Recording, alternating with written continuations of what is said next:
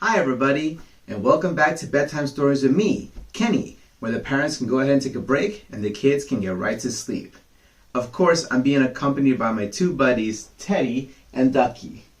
Teddy looks like he's ready to take a nap.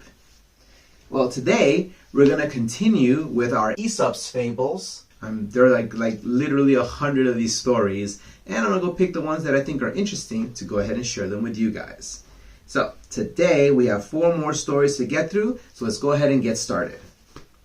The first story we're going to go through today is called The Cock and the Fox. This story is about a rooster that is listening to a fox, and the fox is trying to trick him.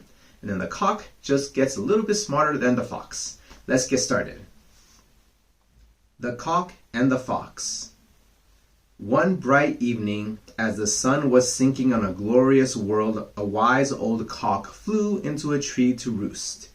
Before he composed himself to rest, he flapped his wings 3 times and crowed loudly, "Caw-caw!" or "Cock-a-doodle-doo!"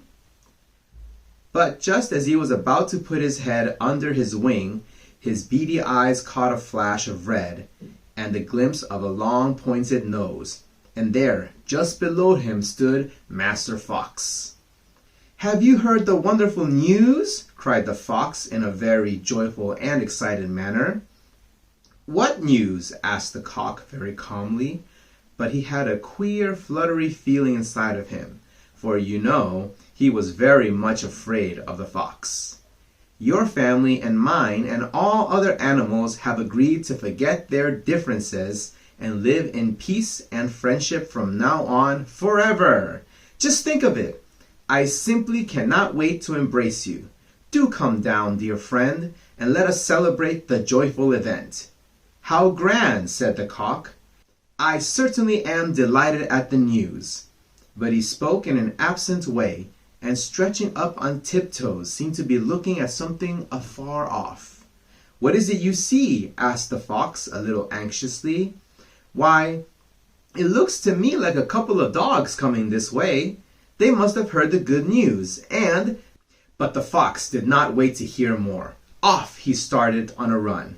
"Wait!" cried the cock. "Why do you run? The dogs are friends of yours now." "Yes," answered the fox, "but they might not have heard the news. Besides, I have a very important errand that I had almost forgotten about." The cock smiled as he buried his head in his feathers and went to sleep, for he had succeeded in outwitting a very crafty enemy.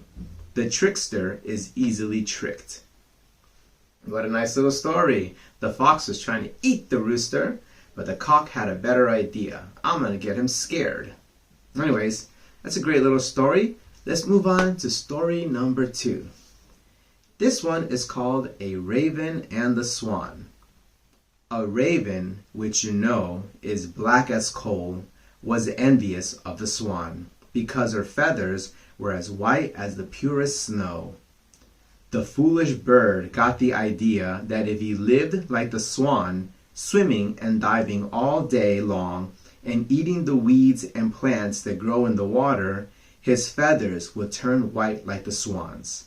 So he left his home in the woods and fields and flew down to live on the lakes and in the marshes. But though he washed and washed all day long, almost drowning himself at it, his feathers remained as black as ever. And as the water weeds he ate did not agree with him, he got thinner and thinner, and at last he died. A change of habits will not alter nature. That's a very short story, but it's very true. For example, if you have one certain skin color, no matter what you do, it's not going to change it. You are who you are. You can still become a better you, but you can't really change you into something that's not you. You can't become a dog because you're a person, and you can't become a cat because you're a dog. Am I a dog? Great story. On to the next one. This one is called Hercules and the Wagoner. Remember, babies, Hercules is a very, very strong guy. A farmer was driving his wagon along a miry country road after a heavy rain. The horses could hardly drag the load through the deep mud, and at last came to a standstill when one of the wheels sank to the hub in a rut. The farmer climbed down from his seat and stood beside the wagon looking at it, but without making the least effort to get it out of the rut. All he did was to curse his bad luck and called loudly on Hercules to come to his aid. Then it is said that Hercules really did appear, saying, "Put your shoulder to the wheel, man, and urge on your horses. Do you think you can move the wagon by simply looking at it and whining about it? Hercules will not help unless you make some effort to help yourself." And when the farmer put his shoulder to the wheel and urged on the horses, the wagon moved very readily, and soon the farmer was riding along in great content and with a good lesson learned. Self-help is the best help. Heaven helps those who help themselves. So yeah, guys, if something happens on the way and it gets you very upset, don't stay upset. Make a change. And our last story for today is a little funny story. It's called The Bear and the Bees. A bear roaming the woods in search of berries happened on a fallen tree in which a swarm of bees had stored their honey. The bear began to nose around the log very carefully to find out if the bees were at home. Just then, one of the swarm came home from the clover field with a load of sweets. Guessing what the bear was after, a bee flew at him, stung him sharply, and then disappeared into the hollow log. The bear lost his temper in an instant and sprang upon the log, tooth and claw, to destroy the nest. Rah, rah, rah, rah, rah. But this only brought out the whole swarm. The poor bear had to take to his heels, and he was able to save himself only by diving into a pool of water. It is wiser to bear a single injury in silence than to provoke 1,000 by flying into a rage. That's very good advice.